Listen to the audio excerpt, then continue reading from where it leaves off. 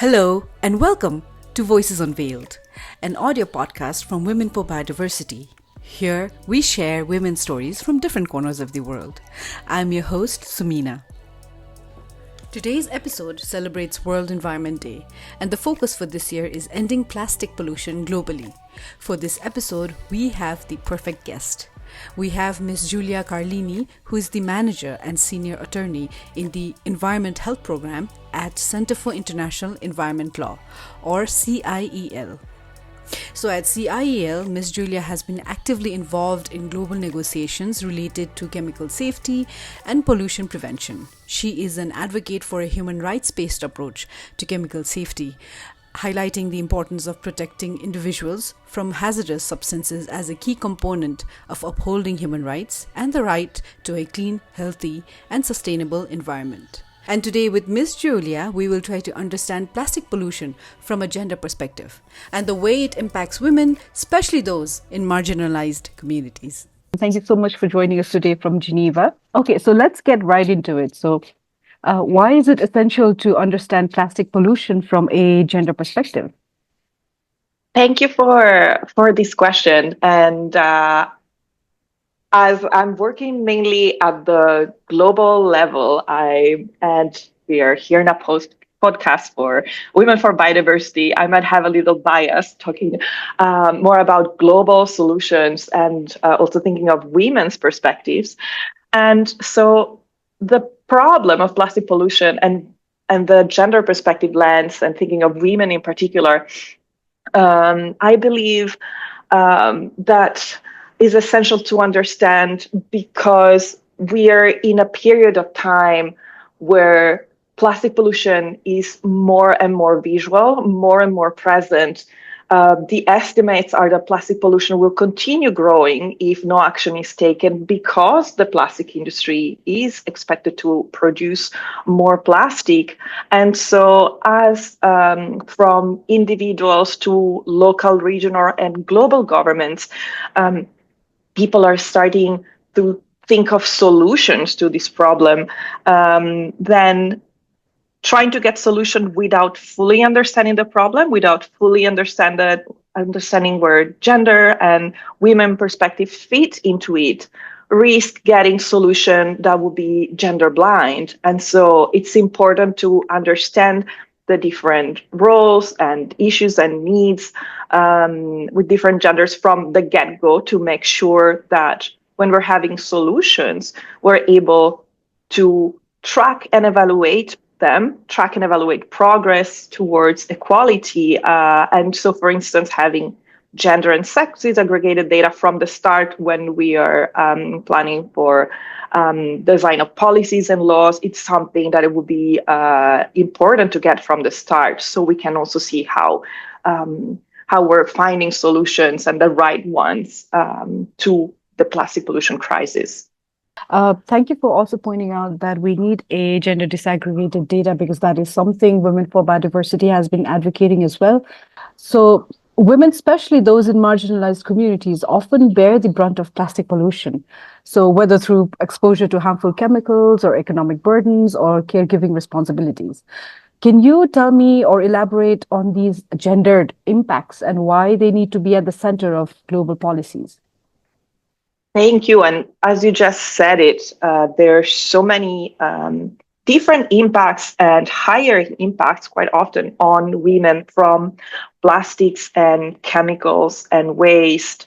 And some are linked to the fact that there are stereotypes or roles that often tend to put women in certain positions where they're either more vulnerable or sometimes they're thinking of chemicals, impacts and effects of chemicals that are related to biological factors. For instance, if we think of the endocrine system or where fatty tissue might be different in women's bodies and accumulate toxic chemicals in it. So there are some factors that are linked to women having a disproportional impact from plastics and plastic chemicals.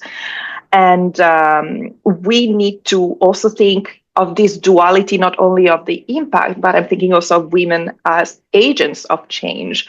And so when we are seeing that yet women are underrepresented in governments, in the industries that are making those decisions about how plastics as materials or the chemicals that are used to make the plastic or in the plastic materials themselves and the products are manufactured, if women are not there, then there's a big gap. We're taking them out from designing the solutions to the problem. And we need to ensure that women are, on the one side, aware of the impacts and are able to protect themselves. But it's not something that should be another burden and something else to think about. How can I protect myself from the impact of plastic pollution and chemicals as an individual? Because they are systemic problems. And so thinking of systemic solutions as well, we need to ensure that women's full and effective participation and equal opportunity for leadership are there and for decision making. And there we can really move into a place where, going back to thinking of the solution of the plastic crisis, we identify not solutions that are not gender blind from the get-go by also including women in the design of the solution and in the position of leadership and decision making from the start. But plastic pollution is now recognized as a major environmental and human health crisis. So from your perspective, what are the most urgent actions needed to address plastic pollution at its source? And you also anticipated part of my answer by mentioning its source. That's really key, thinking of plastic pollution as its source. And when we're talking about pollution and plastic pollution, sometimes it seems that plastic is this magical material that appears from nowhere and disappears. And in certain parts of the world, if we don't live next to plants that are dealing with waste or dams, we might have not many encounters with waste, while in other parts of the world, maybe there are unfortunately higher exposures to waste being not be able to be environmentally safely managed, that are also causing impacts. But across the life cycle of plastic, there are impacts on human health, on the environment, on biodiversity, on the climate as well, because looking at the source, plastic, 99% of it originates from fossil fuels, and there are also then emissions that are affecting the climate from it. And so while it's interesting to look at solutions across the life cycle to be really effective, we need to look at the source, which is extraction of fossil fuels and production of plastic, and how to tackle that. And there are efforts being made at all levels, I'm seeing, but especially focusing on the global level with the Plastics Treaty ongoing negotiation, and we can touch upon that later. But they're having globally legally binding provision to cap and reduce production of plastic at its source is one of the main solutions that I see. And it would be also a way of aligning with the climate goals and protecting against the impact of plastic and chemicals pollution on the biodiversity loss. And plastic production being reduction being the main solution, I would also like to briefly mention how it would be also crucial to look at the toxic impact of plastic and then ban the toxic chemicals that are used to produce the plastic and are still present in the plastic, but then end up affecting people, and as we said, women in particular, during their use and also the waste stage. and the end of the plastic life cycle. And there needs to be transparency on the materials, the chemicals, the polymers, the monomers that are in plastic, if we want the recycling to not perpetuate toxic pollution in again another scale, and that will be so important to really put the burden not on the peoples, not on the women's, but on the producers of plastic and chemicals, because they are the ones who are profiting from it, and they're the ones knowing what they're putting in the materials that end up becoming products. That is absolutely, I wholeheartedly agree. Like there should be transparency on the chemicals used in plastics, and the burden should not be put on the consumers. In fact, the producers should be more aware and more conscious of what is being put. But as part of your work, you have also provided government officials with training on toxic regulations. And it also kind of leans in with what we've just discussed as well. So what would you say has been the most fulfilling and challenging aspects of this? So I am based in Europe, and I tend to work mainly at the global level. So to me, being able to support other experts to give training in other countries and in other region has been, first of all, a privilege, and also a way to really see the impact on the ground of many of the issues I'm working on, and also feel a bit closer to the change, because sometimes working, in my case, with regulation and laws and talking about chemicals in an abstract way, I feel a bit disconnected from what's going on the ground, and also change might feel very slow and take ages, and it's difficult to see. And so that has been one of the most fulfilling aspects of being able to provide training to government officials. And on the other side, what has been also a challenging aspect has been to see the challenges in the first place, and in a way that shows that often environmental regulations are mainly on the portfolio of ministers of environment, while there are so many cross-cutting aspects, as we've seen, the relations with gender, but also with financial impacts, with health, with agriculture, and industrial policies and others. And often it's almost impossible for small governments who don't have enough resources and people in their Ministry of Environment to tackle alone all these challenges. And so I think it also showed how so much more coordination is needed to make sure that we cover in a sort of intersectional way the problems of pollution from plastic and chemicals and waste, but also to look at the solution in a way that the whole government is on board, and different members of the also society, civil societies, community are on board when ongoing solutions and amendments are being discussed. Otherwise, it's not ideal, and it's leaving people behind and aspects of what should be part of the solution behind. But speaking on a global level as well, CIEL has been a key player in advocating for a global plastics treaty. It has been pushing for legally binding measures to limit plastic production and to hold polluters accountable, which you have also referred to in one of your answers before.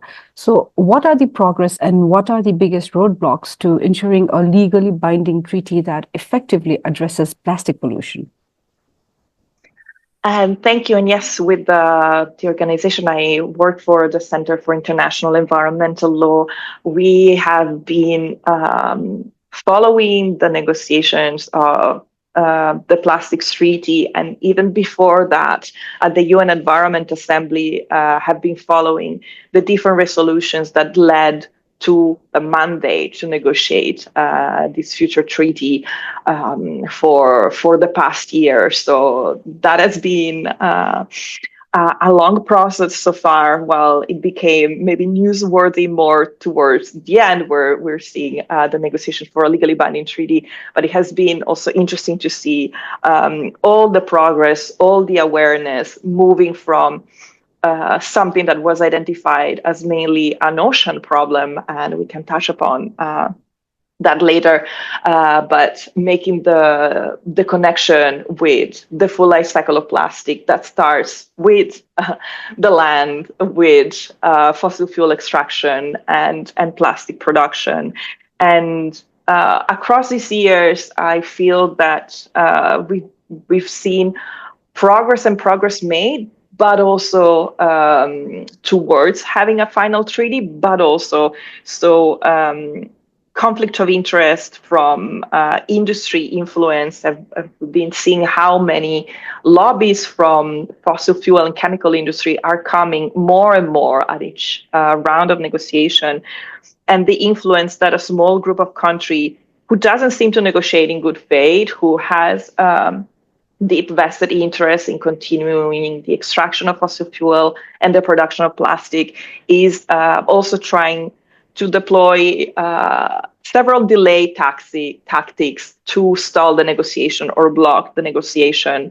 And on the other side, on the challenges and roadblocks, there's also the urgency of the problem and the mandate asking for the ambition to finish the negotiation by 2024, and we already out of that ambitious ideal timeline. And so that has been used by some to push for compromises to the lowest common denominator for speed. And so there's a line there with finding the balance between what can be a compromise in good faith among the member states who want to end plastic pollution, and the challenges, the different point of view from different regions and countries, different needs for financial mechanism to implement the future treaty.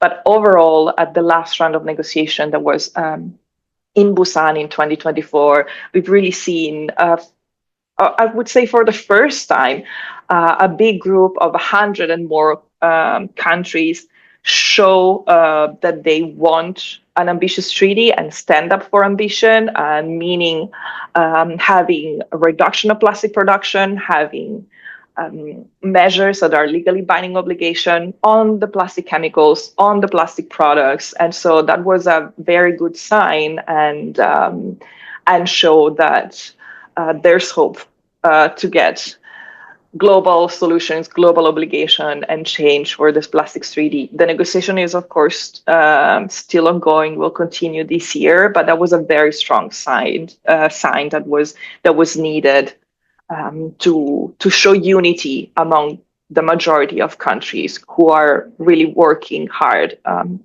to get us to global solutions. Definitely. There is a need for unity to find a global solution to what is increasingly becoming a global problem. You also talked about the production of fossil fuels that fuels the production of plastic, and mentioned that plastic is not just an ocean problem, which it is not. They also affect land ecosystems, agriculture, and food security. So I just want to pick your brain and ask, can you share some overlooked ways in which plastic pollution is damaging land and how that connects back to women's livelihoods? Absolutely. Something that has been interesting to discover, because as we said at the beginning, the main awareness, also from my side before starting to work on plastic, was indeed about the impacts of plastic waste in the oceans. But as we look at the source of plastic, and again link it back to fossil fuels extraction and to production plants and the impact they're having on the community, there's clearly a link with land. The problem comes from production that is in land. And there are some invisible impacts of plastic and also uses in agriculture that maybe people who might not work on might not be aware of.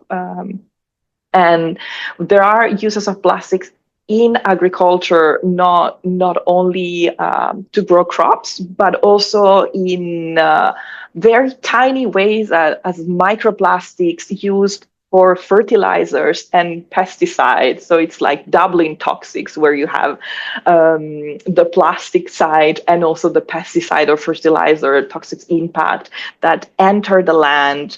And we've seen scientists shows us how these micro and nanoplastic are then accumulating in the roots of the plants and can be transported from the soil to the leaves and the stems and the fruits. And that's how we end up having nanoplastics in vegetables and fruits that we end up eating.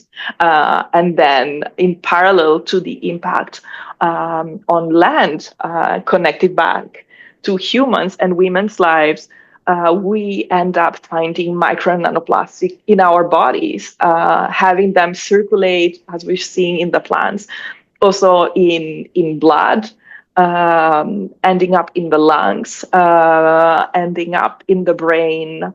And for women, and especially thinking of the case of pregnant women, there has been very concerning findings of micro nanoplastic found in breast milk or in the placentas. So it's really so pervasive and so invisible in the case of micro and nanoplastic that end up not only in the water, in the soil, but also in the air.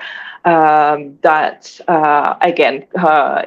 impacts might be way bigger than what scientists are able to see right now, and more studies are of course welcome and needed to fully understand the impacts of plastics, micro and nanoplastics in the environment, ecosystem, and human health. But already there's so much evidence that shows that a precautionary approach would be needed, because without a pause and freeze and strong measures to reduce the trend, go back from this trend of continued growth and pollution, where we already seeing that the planetary boundaries for novel entities that are basically, to simplify, plastics and chemicals are over.